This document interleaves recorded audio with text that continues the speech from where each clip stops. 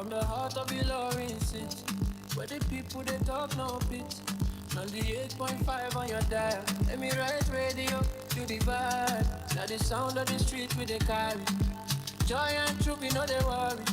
From morning gifts to nighttime flow, every voice matter, everybody know what the Emirate radio 98.5. The voice of the people we they come alive. Your story, your sound, your melody. Emirate radio 98.5. The voice of the people we they come alive. Your story, your sound, your melody. Open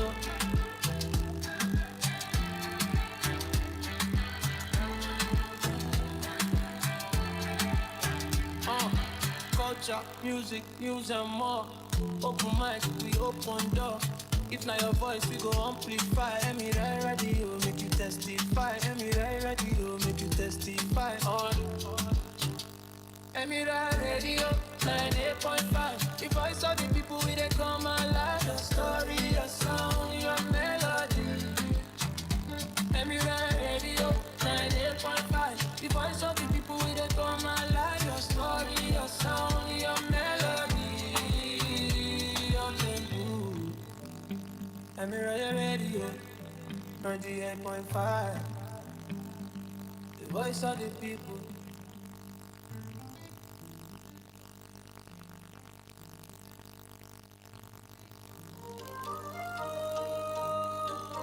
Game on, Sinatra too.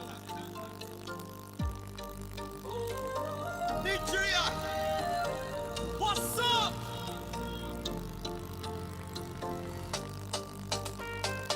Emirates 98.5 FM.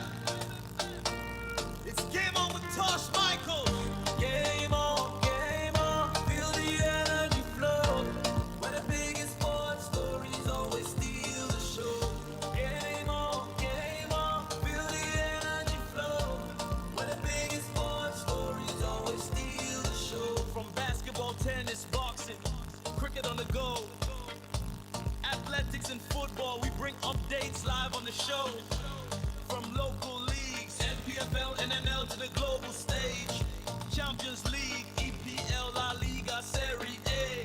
Sharp analysis, breaking news, every turn of the page. Game on.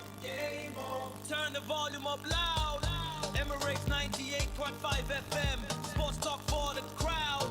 Inside passion, truth on the mic. It's Game On with Tosh Michael. Let's get in the game. Don't change that dial. Game on.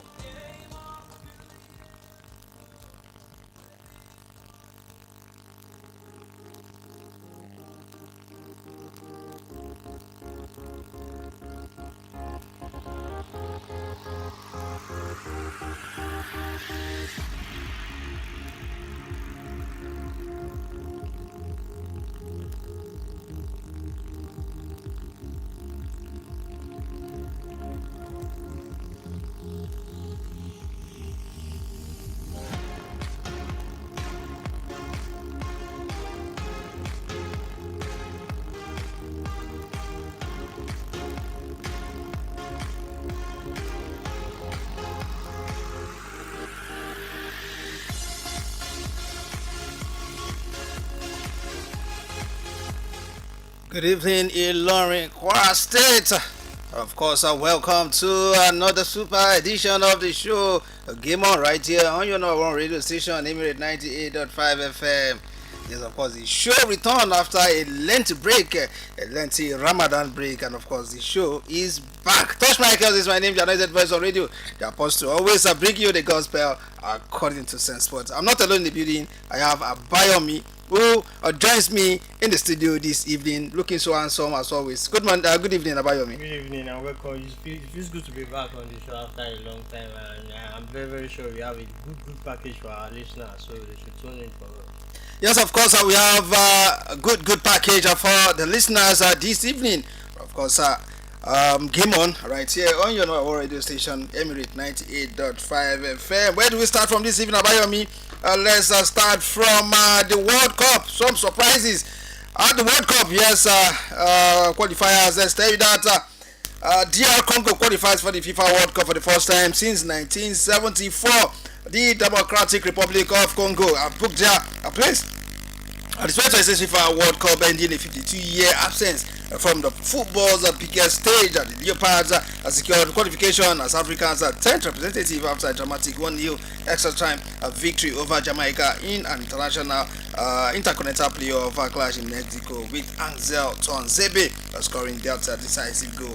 DR Congo's road to the World Cup was marked by resilience, finishing second in their CAF qualifying group behind Senegal, and then overcoming Cameroon and Nigeria in the African playoff despite the former protests from the Nigerian Football Federation over player eligibility. FIFA somehow cleared the Leopards, and their victory over Jamaica sealed a historic return to the tournament. The qualification ends Nigeria hopes of consecutive World Cup appearance for the first time since 1994, while DR Congo rejoins the global stage.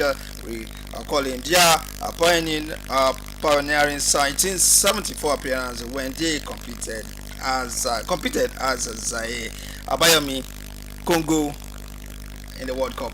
It is a bitter victory because for sure it is a good thing for African countries to compete in World Cup, but then it was a sad decision for us that we are Nigerians, because it was at our own expense, because the FIFA then giving a verdict. It's not FIFA that's giving a verdict. If we are beating DR Congo, okay, if we are if we had done our job earlier and won our qualifiers, then we would have qualified earlier. But then it is a good thing for DR Congo, like since 1974, and I pray the perform well so the Africans can enjoy the Of course, we have 10 teams representing Africa this year's FIFA World Cup. We have Algeria, Egypt, Morocco, Ghana, DR Congo, South Africa, Tunisia, Senegal, Cote d'Ivoire, Cape Verde. Yes, the 10 teams are representing Africa at the World Cup. It's so sad that before now it was 5 teams, representing Africa, and then when it was expanded up to 19, we see couldn't manage to qualify. Talking about the Super Eagles. Yeah, it's a sad thing. Like considering the fact that our players, they are top level now. They are in their prime. We don't talk about WITHTosh. We have Lookman. What age will they be when we are talking about the next one, which is 2030? So most of them, let us say, they will be past their prime. But then we need to get our house in order, so we can deliver for us at the big stage too. So let's just hope we get in 2030. Let's hope we get it in 2020. Let's hope that the NFL put their house in order and ensure that we qualify for the World Cup in 2030. This is the first time that Nigeria has failed to qualify for a World Cup consecutively. Yeah, we failed to qualify for Qatar 2022, and of course Nigeria has also failed to qualify for USA, Mexico, Canada 2026. And of course, several powerhouses to miss the 2026 FIFA World Cup. As the countdown continues to the 2026 FIFA World Cup, several established football nations and stars will be absent for the finals set to kick off on June 11. Notable absentees include Italy, Denmark, Nigeria, Poland, and Cameroon, all of whom failed to secure qualifications through their respective playoff rounds. Italy, 4-time world champions, were eliminated by Bosnia and Herzegovina in a dramatic playoff final, marking their 3rd consecutive World Cup miss. Denmark lost 3-1 on penalties to Czech Republic, but Nigeria fell to DR Congo in the CAF playoff final, and it hopes of Victor Osimhen's featuring at the tournament. Poland also failed to progress after a 3-2 playoff defeat to Sweden, likely ending Robert Lewandowski's international career. Cameroon missed out following semi-final loss to DR Congo in the Africa qualifying playoff. The absence of these teams and key players leaves a void in the competition, opening opportunities for other nations such as Spain, England, France, and Argentina and Brazil in the final scheduled for July 19. The tournament promises excitement, but the missing powerhouses will be felt on a football biggest stage. We have things like Italy are not going to the World Cup. Of course, Nigeria, Cameroon as well, Denmark, no Lewandowski with Poland. Disappointment. For Italy, their 3rd time not being at the World Cup. They are getting it wrong from the hub. Because if you look at it, some of the decisions going into qualifier was bizarre. We had players that were top, they were in top form, not being called up to the national squad. There was a situation whereby they were saying that the coaches was having like in-camp fights with some squad players. So all those things were drama that probably leads to them not qualifying. And this is the third one they are not qualifying for. And Italy is a big powerhouse when it comes to World Cup. When you come to World Cup, they've won it 4 times. 4 times, and They are missing the third time one in a row now. So they are gradually losing their grip. Gagui Donnarumma will not be at the World Cup for the third consecutive time. Same scenario, same fate with Victor Osimhen. Victor Osimhen scenario is one that NFF needs to get it right for him, because they are delivering. Most of the How will NFF get it right for him? they need to get it right, because look at it now. They are not like signing a coach that we know is making our team looks better on the paper, on the field.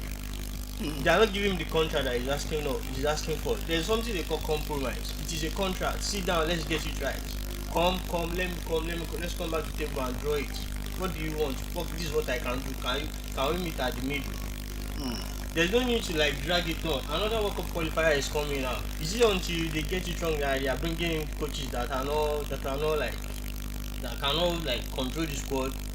Let them play attacking football, entertaining football for fans to see. So they need to like sit down and then hopefully after the election or before the election we'll see what they can do with that contract issue. Alright, let's see what they will do with that contract issue. Let's let you in on the full official groupings for the 2026 FIFA World Cup. In Group A, we have Mexico, South Africa, Korea Republic, and of course Czech Republic. In Group A, in Group B, we have Canada, Bosnia, Herzegovina, Qatar, and Switzerland right here. In Group C, we have Brazil, Morocco, Haiti, and Scotland. In Group D, we have USA, Paraguay, Australia, and Turkey. In Group E, we have Germany, Curacao. I hope I got that right. And we have Cote d'Ivoire, we have Ecuador. Curacao, one of the debutants for this year's World Cup. We have in Group F, Netherlands, Japan, Sweden, Tunisia, of course. In Group G, we have Belgium, Egypt, Iraq, and New Zealand. Stories are making the rounds that Iran are contemplating of pulling out of the Mundial. Let's see how it pans out. In Group H, we have Spain, Cape Verde making their debut in the World Cup. We have Saudi Arabia, but of course Uruguay. Group I, we have France, Senegal, Iraq, and Norway. In Group J, we have Argentina, Algeria, Australia, and Jordan. Jordan played out a 2-2 draw against the Super Eagles of Nigeria some 2 days ago. And of course, in Group K, we have Portugal, DR Congo, Uzbekistan, and Colombia. Looking so dicey for DR Congo. Can I make it out of the group? Talking about DR Congo, that's a question we'll come to about later. But let's look at Group L, where we have our Ghanaian brothers, England, Croatia, Ghana, and Panama. Of course, let's look at these groupings. In all of these, which African team do you think can go as far as the quarterfinal, can actually move out of this their group? We have let's say if Algeria can manage to get a point from Austria and beat Jordan, then maybe they can get out of the group. Then we have how about Morocco? Morocco group, they look like they can actually make it, Morocco can make Brazil, it Morocco, Scotland. Morocco is they know how to play football, so they can actually get it right. Then we have our Ghanaian brothers, which they just recently sacked their coach. Yeah, Charlie. They need to get their house in order for them to be, because it is a competitive group for them. We have England, we have Croatia. Although Croatia is more of an, let's say, experienced player that can hold, but then no matter how it is, they still need to put in some effort and play the attacking football. Ghana lost to Australia 5-1 in that front of the friendly before also losing to Germany 2-1. So they need to go back to the drawing board and see where they can improve. Then we have Tunisia. I don't think Tunisia Cote d'Ivoire can actually make it out of their group. You Yeah. have Germany, Curacao, Cote d'Ivoire, and Ecuador. So Cote d'Ivoire have a chance there. So Tunisia's group looks very tough. You know, they have Netherlands, Japan, Sweden. Japan has always been, let me say, a headache for European teams because they are very, very hardworking and they play nice football also. Do you think Ghana can actually make it out of this group? I don't think so. So we are looking at Morocco making it out of their group. We're looking at Algeria, Cote d'Ivoire. Also looking at DR Congo. DR Congo. Very dicey for them as well. We have Colombia. We have Portugal. If they, I'm sure they can. They might be able to beat Uzbekistan, but then can they get a point against Colombia? That's the question. That's the question. But how about them? How about them beating Portugal? That's a big ass. But I don't think, I'm not sure Portugal is going to be favorite for the World Cup, but then at least Portugal will likely top this group. Portugal have one of the finest talent, some of the finest talent going to the World Cup. You know, people like of Vitinha, Jan Neves, Fernandez, you know, Bernardo Silva, you know, Ronaldo, Cristiano Ronaldo. We keep drinking water. Cristiano Ronaldo does, you know. Away from that, let's move out. Let's move from that quickly. Let's go straight to the Nigeria Women's Football League. Matches went down yesterday across different centers. Results of matches that went down. We have Tamawa Queens who, you know, were held to a 1-0 draw by Edo Queens. We have Ibom Angels who won new winners over Rivers Angels. Quite shocking. Quite shocking that was. Also, Peseta Queens in Ibadan were stunned by go to Neil. Baisa Queens defeated them right there. We have Atlant Queens 2, Niger Rattles Neil. And of course, in other group, we have FC Robo who defeated Danas Ladies by 2-0. Conference Queens that defeated Delta Queens by 2-1. Remo Star Ladies 5, Oshun Babes 1. And of course, Abia Angels 2, Nasarawa Amazon 0. One game is currently ongoing now. Talking about the Nigerian Women's Football League, and that is Sunshine Queens are taking on HUDM Queens. Yeah, of course, looking at what the table looks like right now in Group A. Edo Queens top at the park with 1 point, a point better off Bayelsa Queens. Edo Queens 28 points, picking one of the slot for the Super 8 or Super 6 it is. Of course, Bayelsa Queens 27 points, second place on the log. Rivers Angels are picking the third spot. Not picking actually occupying the top playoff spot in Group A. That's Edo Queens, Bayelsa, Rivers Angels right there in Group A. In Group B, Robo Queens looking good for the Super 6 this time around, 28 points the top after 13 games. We have Abia Angels 24 points, Remo Stars Ladies 23 points.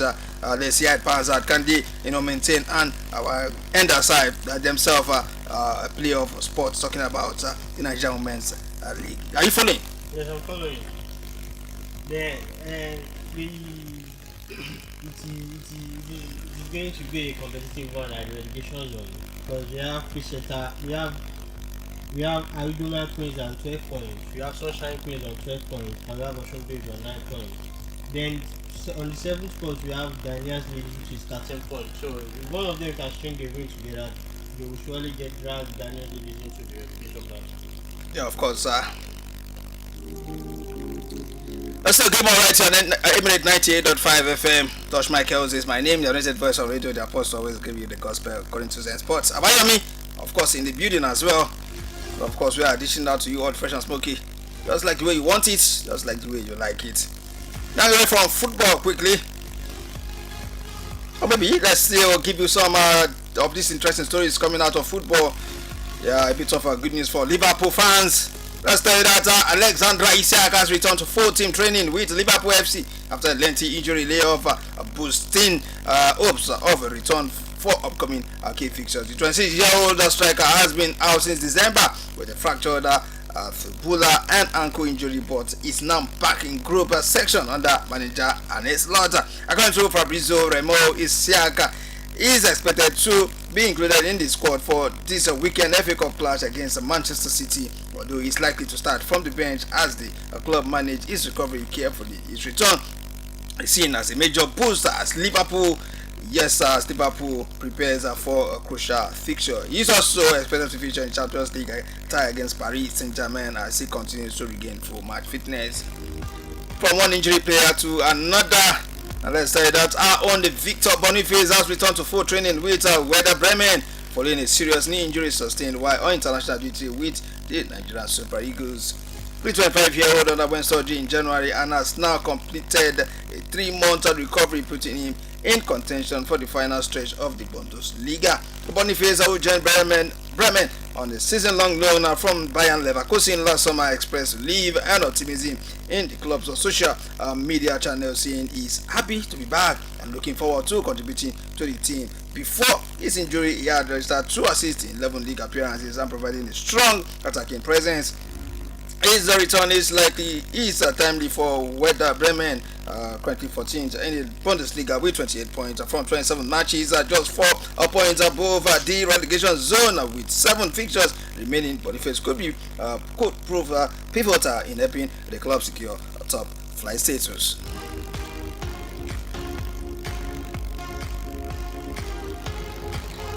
Let's say that the Nigerian Premier Football League has issued a warning to Nigeria Tornadoes over misconduct at the Bako Kantogora Stadium, following complaints from multiple clubs about breaches during home matches. Supporters and unauthorized individuals were reportedly encroaching into restricted areas at the venue. The league has now directed that only duly accredited persons be allowed access to the area, stressing that strict compliance must be enforced moving forward.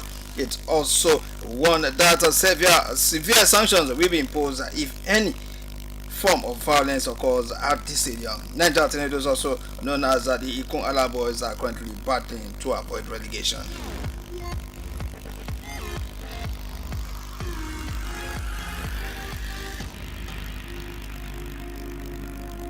Now, let's say that Nigeria Football Federation I've set 2 high-profile international friendlies this June for the Super Eagles. The 3-time African champions will face Poland national football team on June 3rd at the PGE Noradowi Stadium in Warsaw before taking on Portugal national football team on June 10th in Portugal.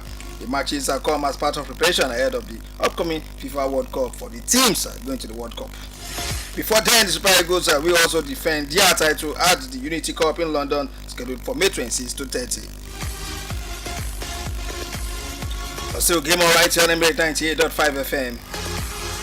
And let's start that the Nigerian Referee Association has appointed Kelechi Mejobi as the acting president following the death of its former leader Alhaji Sani Zubero. Last week, the decision was announced in a communique after an emergency virtual meeting of the Association National and State Executive Committee held on March 31st, 2026. The association describes Zubero's passing as a major loss to the Nigerian refereeing community, and noting that Mejobi, who previously served as deputy president, will complete the tenure in line with the body's status.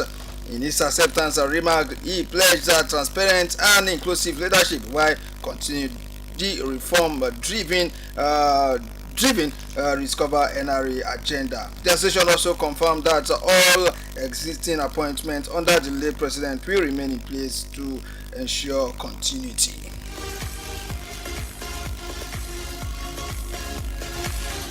Ahead of September NFF election, the said Nigerian Football Federation will on Thursday inaugurate its committee and electoral appeals committee constituted at last week's extraordinary General Assembly in Yenagoa. By State, the ceremony scheduled for the NFF Secretary in Abuja will be presided over by Ibrahim Musa Gusau.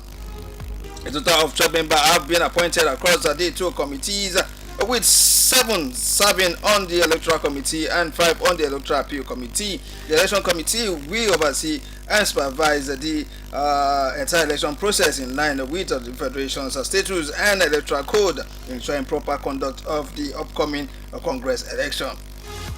The inauguration signals that the start of preparation for the NFF Executive Committee election set to hold in Lafia, Nasarawa State on September 26, 2026.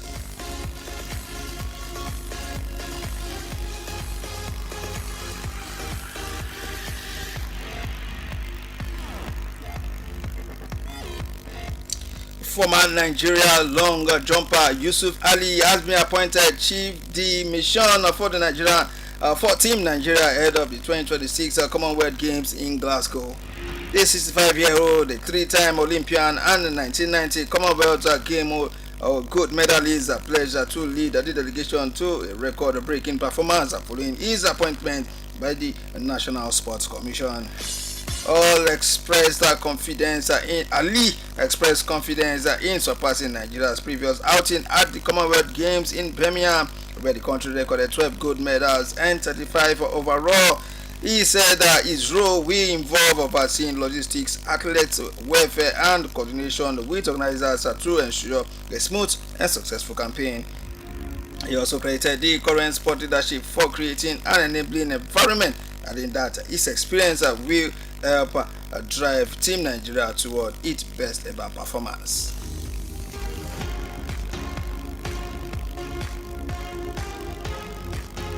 In case you're just tuning in, this is Emirate 98.5 FM, the voice of the people, and of course it is Game On right here.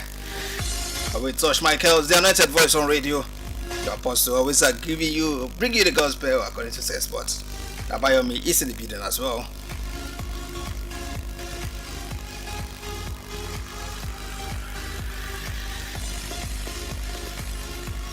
Now let's tell you that the National Sports Commission has announced a distinguished list of Team Nigeria ambassadors in preparation for the Commonwealth Games. The delegation includes veteran sport administrators such as Malam Saleh Ahmadu, Dr. Amos Ahmadu Adamu, Chief Patrick KG Al-Hassan Yakmut, Benga Elegbeleye, bringing decades of experience to support Nigeria's campaign.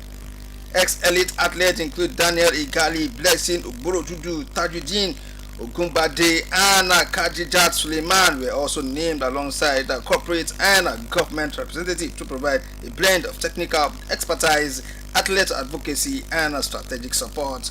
The unveiling signals Nigeria's commitment to a strong showing at the Games in Glasgow, scheduled for July 23rd to August 2nd, 2026, featuring 10 sports and fully integrated para sports while strengthening athlete sports and national sporting visibility on the global stage.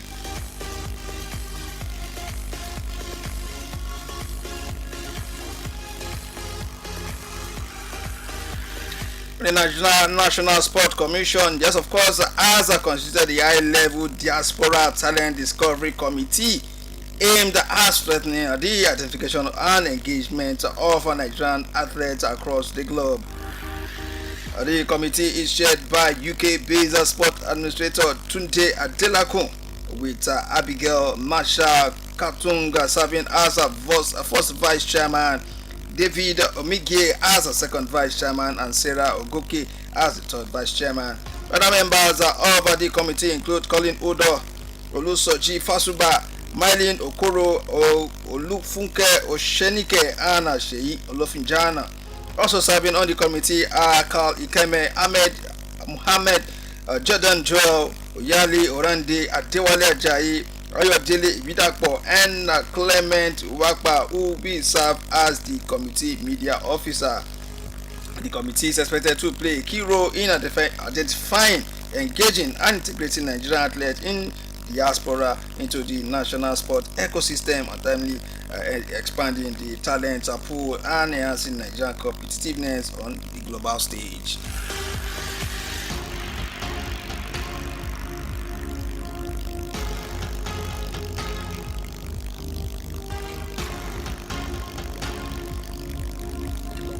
Yeah, just before we go, let's say that Nigeria Super Eagles have held on to 26th place in the FIFA's latest world ranking, following strong performance in March friendlies and their showing at the 2025 African Cup of Nations. Nigeria beat Iran 2-1 drew 2-2 with Jordan and recorded 5 wins at the AFCON against Tanzania, Tunisia, Uganda, Mozambique and Nigeria before drawing with Morocco and defeating Egypt in the third place. A playoff.